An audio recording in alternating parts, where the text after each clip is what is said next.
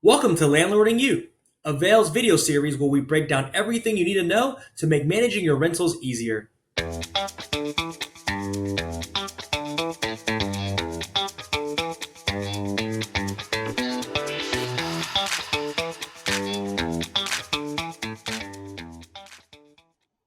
Hey there, my name is Eric Ching, and you can find me on Instagram at CEO Ching.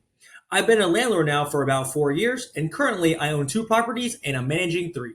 In today's video, I'll be covering one of the most important parts of renting out a property, a rental lease agreement. I'll walk you through what a lease is, the key clauses to include, and disclosures that can protect you and your tenants. So alright, let's get into it. What is a lease agreement? A lease agreement is a legal binding contract between a landlord and a tenant that lays out the terms of renting a property. It protects both parties by defining responsibilities, payment terms, and rules of the rental. Without a solid lease, you could face unnecessary disputes or worse, legal trouble.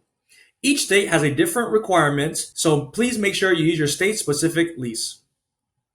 So the lease should cover rental term. Is it monthly or fixed? For all my properties, they're on a fixed term, 12-month minimum, and after that, they have the option to become month-to-month.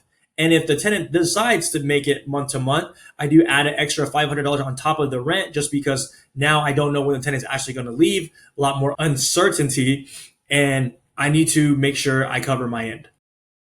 The rent amount, for example, let's say $2,000. The due date, it's due on the 1st. Payment type is going to be done through Avail, and any late fees, $100. Security deposit details. A lot of the tenants will ask, hey, when can I get my security deposit when I move out? Here in Texas, we have 30 days until after they move out to return the tenants the security deposit. During the 30 days, this is when you need to make sure you charge for any damages and any of the cleaning fees. Early termination fee. Of course, we want our tenants to follow the contract, but at the end of the day, life happens. And if they do need to cancel their contract, we have to make sure we have early termination fee clause in there. And for me, it's about 2-3 times the rent just because I need to find someone to cover the rent. Let's say if it takes 2-3 months to rent out, I need to be able to have my mortgage covered. For example, if my rent is $2,000, I might charge $4,000 to $6,000 for early termination fee. Utility bills. Here, it kind of describes who is paying for what. Most of the time, the tenant pays for everything, but we need to have it listed out like water, electricity, gas, trash, internet, who pays for what.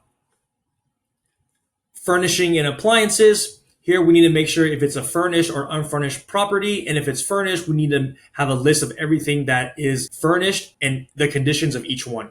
Does your unit come with any appliances? If so, you need to list out what is included and the conditions of those as well.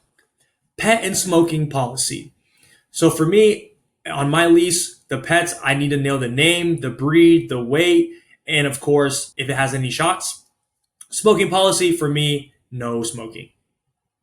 Notice of entry to premises. Here, this is a tricky one because at the end of the day, we are landlords and we have the right to enter the premises here in Texas within a 24-hour to 48-hour notice. However, if the tenant is not comfortable with me coming because they're not there, I will respect the tenant and I'll make sure that we have a time frame that works for both of us. Check in and out procedures. Here, it's a big one because we have to figure out when we get to the property, what is the condition that the tenant is going to see. And this is where the tenant walks around and make sure everything is listed out. And when they check out, whatever is not listed on this list, they need to pay for it. Subletting and rental arbitrage clause. This is a big one because Airbnb got popular and a lot of times they will try to use someone else's property to manage the Airbnb. So in that case, we don't want them doing that to our property. So we have to make sure we have a clause in there stating that we cannot do that.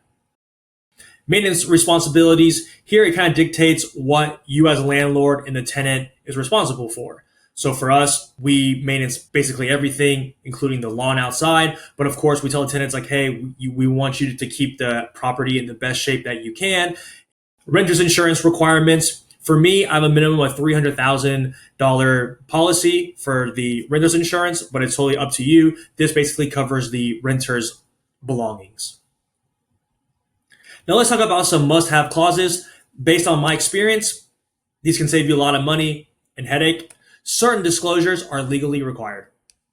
So clauses that should be covered.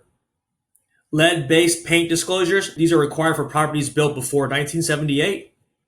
Bed bugs. These need to protect the quality of the environment. I actually have a pamphlet that I give out to show the tenant exactly what bed bugs look like and how they can actually affect the house and all your belongings. And I have a signature page that both people have to sign between me and the tenant, stating that we both understand this. Floodplain. This one's a must in Texas. It's actually required. So we have to let our tenants know which property is or isn't in a 100-year floodplain. Mold. This is a big one because a lot of times the grout, it breaks and the caulk breaks, and then the water will get behind it and mold will start to build up. So we let the tenants know this is your responsibility to upkeep it, and that we always caulk and re-grout the showers before a new person moves in.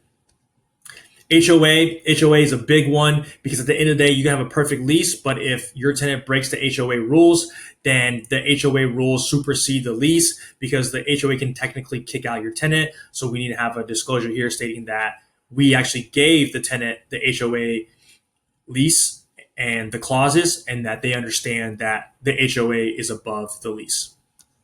Renewal, give them a time frame. For me, I always try to do 30, 60 days that the tenant needs to let me know before they move out, just to give me a bit of time to prepare. A strong lease sets a foundation for smooth and rental experience. If you need an easy way to create a legally compliant lease, visit the link in the bio to explore Avail's lease builder tool. For more tips and never miss a video, make sure you subscribe to this channel, and I'll see you next time.